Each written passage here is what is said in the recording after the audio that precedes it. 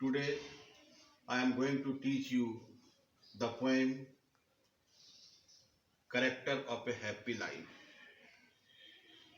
It is composed by Sir Henry Wotton. This poem is prescribed for class 12 in UP board. Let us start the poem. How happy is he born or taught, that serveth not another's will. How happy is he born or taught. जन्म या शिक्षा से वह व्यक्ति कितना प्रसन्न है जो दूसरों की इच्छा के अनुसार कार्य नहीं करता है, अर्थात वो अपनी इच्छा के अनुसार कार्य करता है. Whose armor is his honest thought and simple truth his utmost skill. Armour का मतलब होता है कवच, सुरक्षा कवच. ऑनेस्ट थॉट, ईमानदारी का विचार. ईमानदारी का विचार ही उसका सुरक्षा कवच होता है. And simple truth his utmost skill, और सरल सत्य ही उसकी सर्वोत्तम योग्यता है. Whose passions not his masters are, whose soul is still prepared for death. ऐसा व्यक्ति अपनी पैशंस को अपने नियंत्रण में रखता है. पैशंस का मतलब होता है तीव्र इच्छाएं, जैसे एंगर है, हेट्रेड है, लव है, जेलसी है. ये पैशंस कहलाती हैं. तो सर हेनरी वॉटन का जो ट्रूली हैप्पी मैन है वो इन इच्छाओं को अपने कंट्रोल में रखता है, नियंत्रण में रखता है. वो इन पैशंस को अपने ऊपर हावी नहीं होने देता है. Whose soul is still prepared for death. वैसे सोल का मतलब आत्मा होता है, लेकिन यह व्यक्ति से मतलब है. तो ऐसा व्यक्ति मृत्यु के लिए सदैव तैयार रहता है. He does not fear death. He is always ready for death. He is always ready to fight with death. Untied unto the world with care of princely love or vulgar breath. Untied का मतलब है free. Unto the world with care, वो संसार की चिंताओं से मुक्त रहता है. वह सांसारिक चिंताओं से विचलित नहीं होता है.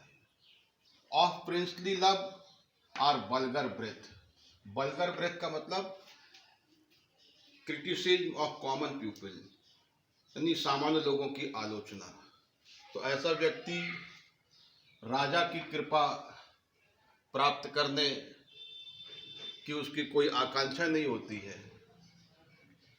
और ना ही उसे साधारण लोगों की आलोचना की परवाह होती है. वो साधारण लोगों की आलोचना की परवाह नहीं करता है, और ना ही किसी राजा की कृपा प्राप्त करने की उसको चिंता होती है.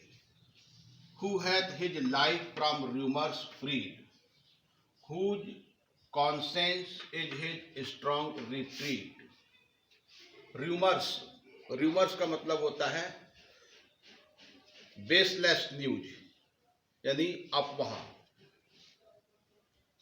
वो अफवाहों की भी परवाह नहीं करता है, उसका जीवन अफवाहों से मुक्त होता है.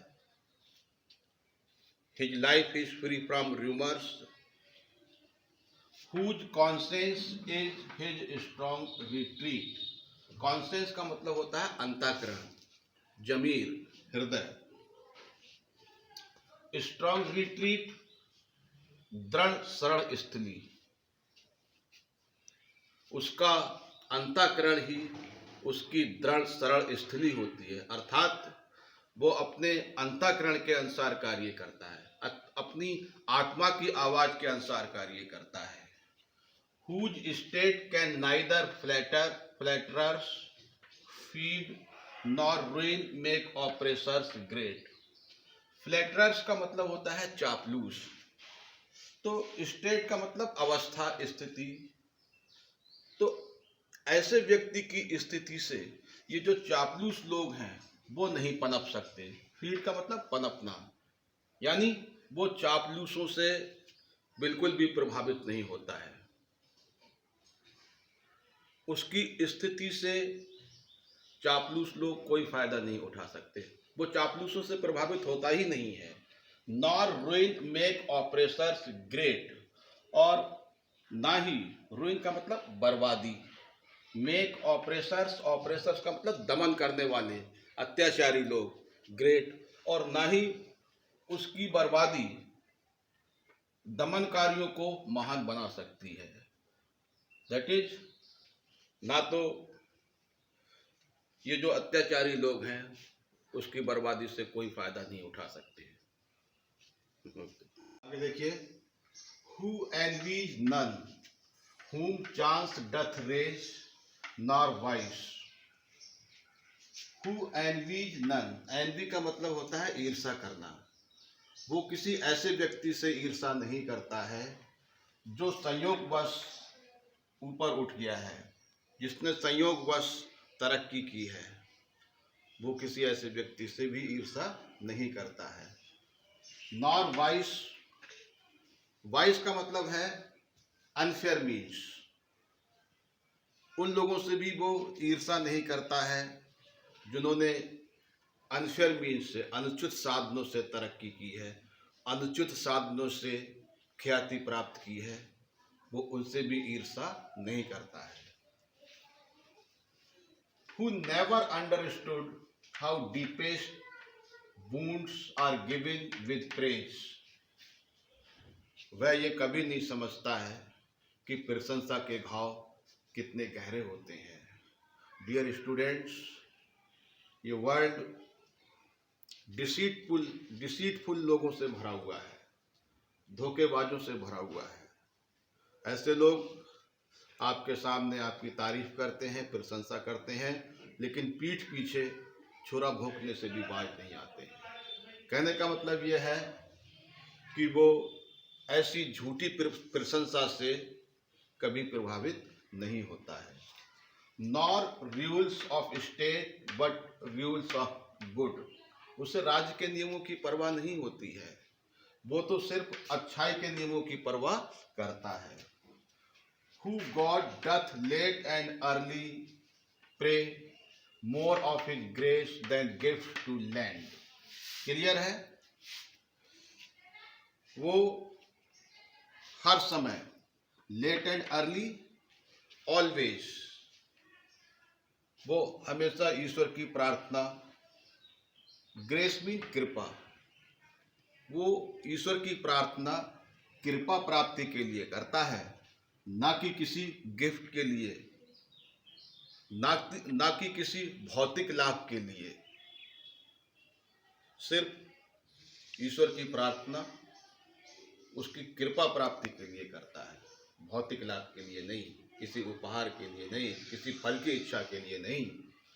Who entertains the harmless day with a well chosen book or friend। देखो, एंटरटेन्स का मतलब यहाँ पे स्पेंड, बिताना। द हार्मलेस डे, निर्दोष दिन, हानि रहित दिन। वो अपना दिन बिताता है किसके साथ? With A well chosen book. Well chosen book, अच्छी प्रकार से चयनित की हुई किताबें, यानी लाभप्रद किताब, और फ्रेंड या मित्र,